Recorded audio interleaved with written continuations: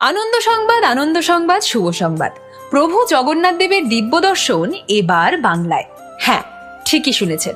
বাংলার মাননীয় মুখ্যমন্ত্রী মমতা বন্দ্যোপাধ্যায়ের ঐকান্তিক প্রচেষ্টায় দীঘায় গড়ে উঠেছে জগন্নাথ ধাম।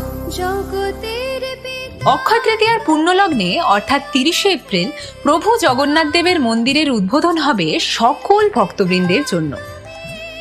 দিব্য দর্শনের এই ঐতিহাসিক মুহূর্তের জন্য সকলে প্রস্তুত তো?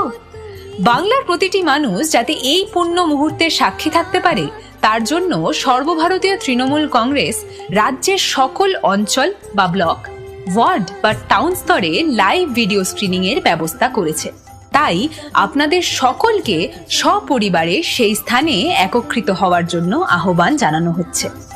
এই লাইভ ভিডিও স্ক্রিনিং এর পাশাপাশি ভক্তবৃন্দের জন্য প্রসাদ বিতরণের ব্যবস্থাও করা হয়েছে সেখানে।